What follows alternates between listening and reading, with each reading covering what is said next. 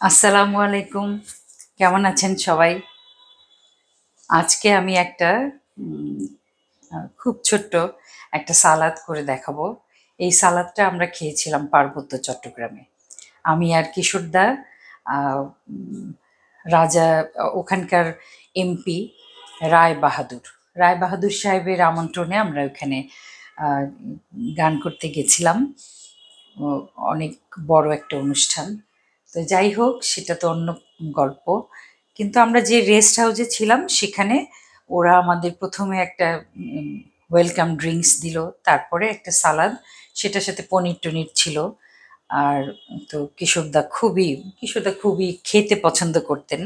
তো খুব মুগ্ধ হয়ে গেলেন। যে দারুণ তো, কিভাবে করেছিস তোরা, এই এদিকে আয়, আমাকে একটু বলে দে তো। উনি একটু মানে সবাইকে এরকম তুই করেই কথা বলতেন খুব আন্তরিকভাবে। তো তারপরে ওরা বলল। তারপরে আবার যখন দুপুরে মানে আমরা লাঞ্চ করতে বসলাম, তখন সেটা দেখলাম ঠিক মানে একই টাইপের খাবার, কিন্তু ওইখানে পনিরের বদলে শুটকি মাছ ভাজা, ক্রাঞ্চি একদম, ক্রিস্পি, কুরকুরে মুড়মুড়ে শুটকি। শুটকিটাকে এমনভাবে ভেজেছে মচমচে করে। তো ওই ওটার সাথে একটা চালের গুঁড়া। তো যাই হোক, শুটকি দিয়ে যেটা, সেটা আমি কখনো ট্রাই করিনি। তো যেটা পনির দিয়ে যে সালাদটা করেছিল, সেটা আমি আজকে করে দেখাবো। এটা হলো থানকুনি পাতা। আপনারা সবাই চেনেন থানকুনি পাতা।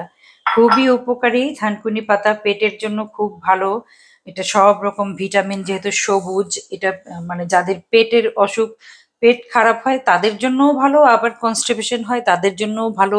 এটা মানে স্মরণশক্তি বাড়ায় সালাদে, রোজ রোজ যদি খাওয়া যায়। কিন্তু আবার বেশি খেলে তখন একটা বিপদ ডেকে আনে। আসলে কোনো খাবারই বেশি ভালো না, তাই না?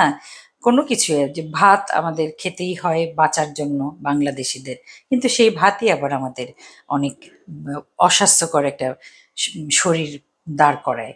যে যাই হোক, আমি এইটা কেটে নিচ্ছি। এটা প্রথমে কুচি করে কেটে নিতে হবে। আমার হাত একদম ধোয়া, মায়েদের হাত সবসময় ধোয়া থাকে।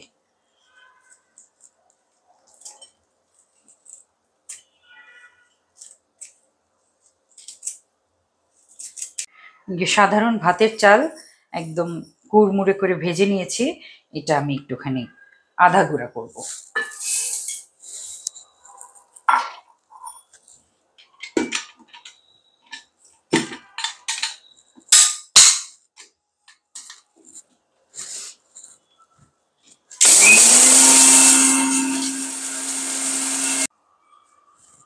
আমি থানকুনি পাতাটা দিয়ে নিচ্ছি। এরপরে আমি চালের আধা ভাজা গুঁড়া যে সেটা সেটা দিয়ে নিব। এরপরে দিব ১ চিমটি নুন। এরপরে এটা হলো বুটের ডাল, সিদ্ধ বুটের ডাল, এটা দিয়ে নিচ্ছি। তারপরে দিব আমার ঘরে বানানো পনির।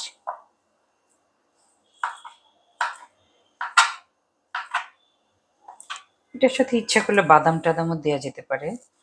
বাদাম ভাজা ঘরেই ছিল। যাই হোক, ১ চিমটি চিনি দেয়া যায়। দেখেন, ১ চিমটি চিনি।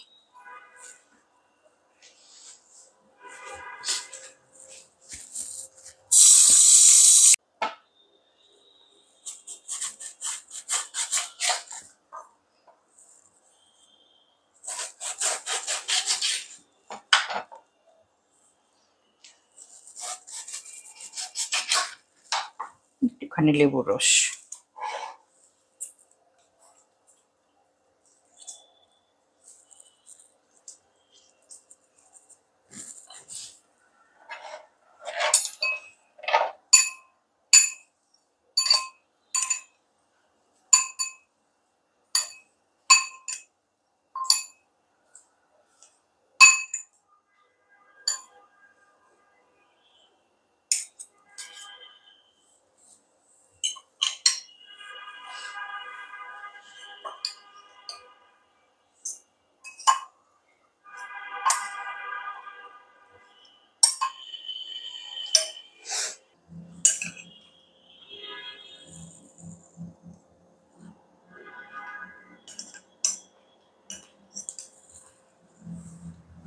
এই সালাদটা সার্ভ করার আগে চাল ভাজার গুঁড়াটা দিতে হবে, কারণ এটা যখন পাতার পানির সাথে সংস্পর্শে আসবে তখন হয়তো মিয়ে গেলে তখন আর ভালো লাগবে না। আর এটার সাথে যখন চুটকি ভাজা গুঁড়া দিবেন তখন আর পনির টনির কিছু লাগবে না। আর এই পনির ওরা যেটা বুটের ডাল দিলাম, যে ছোলার ডাল, এটা এটা চিজ, থানকুনি পাতা, আর এটার সাথে যদি আমি একটা দুটো ভাজা বাদাম দিই সেটা আরো মজার হবে। আমার মনে হয় যারা ডায়েট করতে চান তাদের জন্য একটা ভালো খাবার। এটার সাথে আপনি শসা নিতে পারেন, ক্যাপসিকাম নিতে পারেন, অনেক কিছু নেওয়া যায়। কিন্তু আমার মনে হয় এটার একটা জেনুইন একটা স্বাদ আছে থানকুনি পাতার সাথে চালের ভাজা গুঁড়া, সব কিছু মিলিয়ে একটা নিজস্ব একটা স্বাদ। আমার খুবই মনে পড়ছে কিশোরদাকে। খেতে খেতে বারবার ওয়েটারদের ডাকছিলেন, কিরে তোরা কোথায় আছিস, কে এদিকে আয়, কে তৈরি করেছে আমাকে শিখিয়ে দে, আমি এটা করে খাবো, কনক তুমি দেখে নাও। অ্যাজ ইফ যে কিশোরদা আর আমি পাশাপাশি বাসায় থাকি, আসলে তার সেটা না। তা আমি অনেকবার বলেছিলাম কিশোরদাকে, কিশোরদা ওই যে শুটকি ভাজা গুঁড়া দিয়ে যে একটা সালাদ খাইলেন ওটা বানায় খাওয়াবো কবে? বলে কবে খাওয়াবো সেটা তো তুমি জানো, আমি কি জানি। তো আর সেটা খাওয়ানো হয়নি। যাই হোক, জীবনে অনেক কাজ বাকি থেকে যায়, অনেক ইচ্ছা বাকি থেকে যায়, কিন্তু আমি চাই যে ভালো ভালো ইচ্ছেগুলো যেন পূর্ণ হয় সবার, শুধু আমার না, সবার। আল্লাহ আপনাদের সবাইকে ভালো রাখুক, আমার জন্য দোয়া করবেন, আমার পরিবারের জন্য দোয়া করবেন। আসসালামু আলাইকুম।